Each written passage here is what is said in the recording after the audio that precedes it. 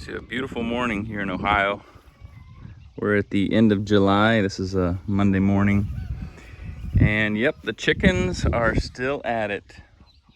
They've, I think some of the hens have been laying eggs, and they're excited about letting the whole world know that they laid some eggs.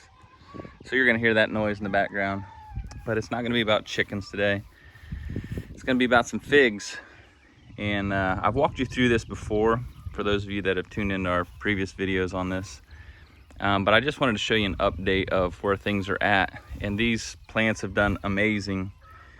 Some of these I actually planted, and I can show you which ones they are, that I planted back in March and April as cuttings. And one of the biggest ones has been this, and it's an Italian variety. I don't know much about it. This is called the Castello, and I got it from a guy somewhat locally. He and I traded some cuttings, and I ended up with this variety, and I just am blown away at how vigorous that it is.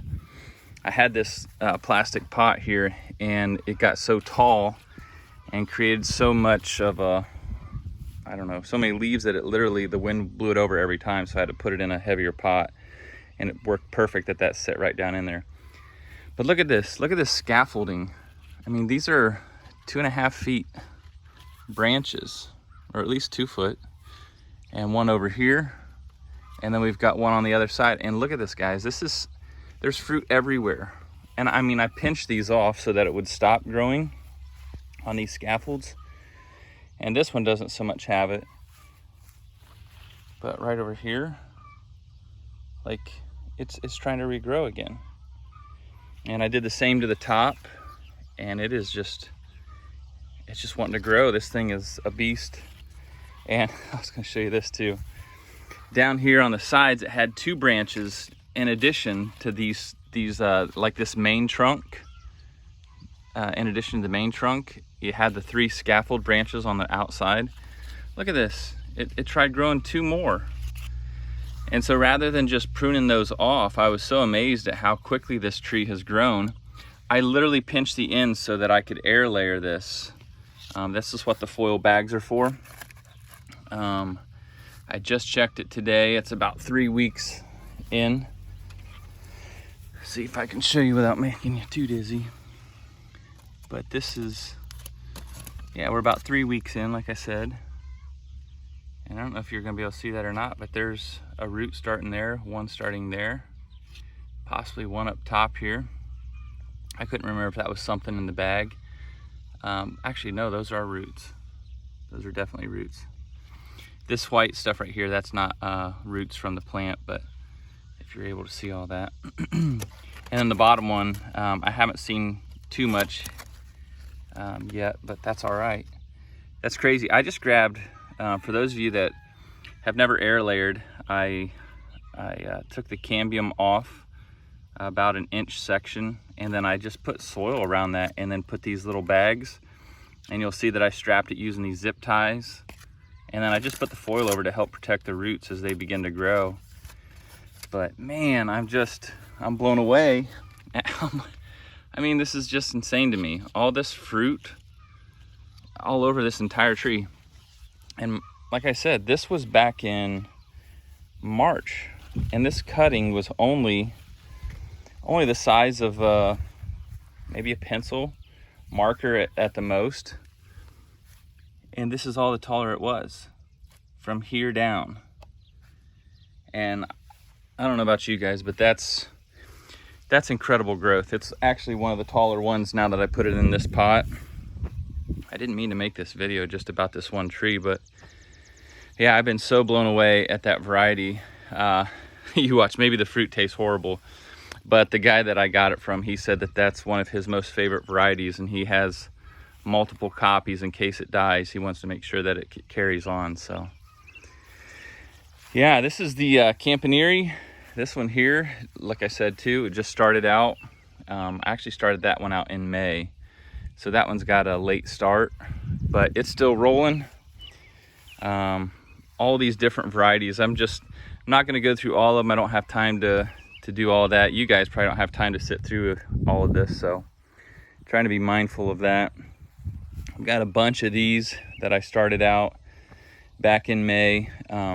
They grow a little slower. I'm pretty sure it's just because the way that I have it out here in these pots, the smaller pots. It just seems like they race. They run, trying to touch the sky as soon as you put them in those 5-gallon buckets.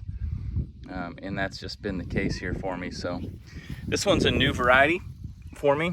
It's called Rocco, R-O-C-O, I believe that's how you say it. Got it from a guy, another YouTuber, pretty popular with figs. I'm gonna check that out and see how that works up here in Ohio. I believe he's in the Pennsylvania area. And so, yeah, I've got a few different varieties. Oh yeah, here's the, those of you that have seen my last video, these 3 trees are the, I'm gonna probably end up calling them elderberry figs if they end up tasting like a berry flavor. That's what those are gonna be called, at least for now. So, and those literally were cuttings that I took off a tree and I brought them home with me, and I've been impressed at how they've grown too. So the leaves are real soft. It's already starting to fruit. These were planted actually I planted these back in April, but I up-potted them almost in June, and I've been really impressed with how they're growing too. So I believe from what I was told from the folks that I got these from, the tree produced some green fruit, but because of the language barrier, I couldn't really understand if they were saying what color the inside was or what the taste was like or anything. So yeah, I'm super happy with all this. My wife and I were like, we've got a lot of figs, and I showed her pictures, I showed her videos of some of you other guys that are into it even more so than myself, and I said, see, they've got a lot of figs, so don't feel so bad. This isn't really that many compared to some of you other guys. This one here, I just recently decided to air layer that. Again, being in Ohio here, I probably want to get these air layered, I would say about June, late June even, just so that I've got about 3 months for them to take root and be well established so that I can remove it from the parent plant. So that one's a little later start, and this one as well. And you're probably asking me, what variety is it? It's called Iranian Candy. This one here is. And then this one here is the Coldadom Roja. And I haven't had any Coldadams yet. From everyone else that I've had the chance to at least hear from their description of it, it's the Coldadom varieties are really good figs to have. They're more of a thicker fig, and so I'm excited to try that. I've yet to have one, so maybe this will be the year. I know they're a later variety. They come in later, they set their fruit later, so maybe not on that one, but I do have a Coldadom Blanc that should fruit for me, and hopefully I'll get it in time. But if not, I'm not going to be too sad. We got some other varieties to try. Guess what? The Adriatic Grassa, or the Desert King, she's done. We got all the breva off of that, 38 brevas, and they were amazing. Phenomenal fruit. We did catch a little bit of rain towards the end of the season, and that ruined some of the fruit, but you know what? You'll have that, especially here in Ohio. And this one planted back here is a Smith. And you'll see the Smith is doing really well. It's fruiting. That's what you plant them for, so get some fruit. Not a ton of fruit, and that may be on me.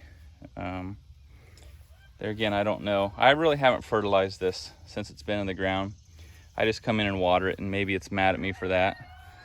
But I'm not going to complain too much. You know, there's about 20 pieces of fruit on there. And hopefully this one and the Adriatic Grassa I'll go ahead and protect a little more, and just to see how it treats us. This one here, honestly guys, I put this in a 5-gallon bucket, and maybe you're dealing with this, but when the sun bakes on this so much, it ends up removing the black marker that you wrote the tree's name down with. And so I've learned from that, and I've been putting tags on all of them. I even write the names on the front and back. It's just so that when it's on the back, the sun doesn't hit it. This thing was completely dead to the soil line. You can see this is what it did look like. That rotted piece of trunk right there. That's all I had. And so I didn't really care too much that I didn't have a name. I didn't know if it was Italian 258 or Ronde Bordeaux, or at least those were two of my thoughts that it could be. I'm not sure, but it's been a champ. And if you just look at this, like how thick that branch is.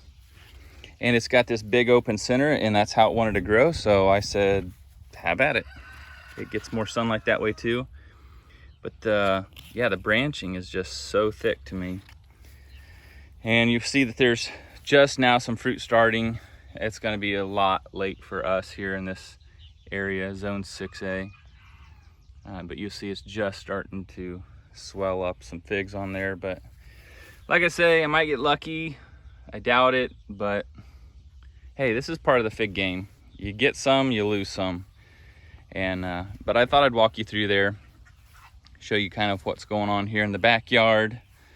If you guys enjoy it, makes it all worthwhile, so my wife doesn't get mad that it's all for nothing. Not really, she's pretty cool with this. So all right, folks, I'll stop rambling. I just wanted to walk you through, let you see the end of July update of where we're at with these figs back here. So let me know in the comments if there's anything else that you want to know about these, if there's certain varieties. If you want me to go through and name them all, I can do that. And then you can just zip forward to some of the videos and you don't have to hear me talk so much. So, all right, folks, thanks for tuning in. Enjoy your day, and I will mine. We'll see you.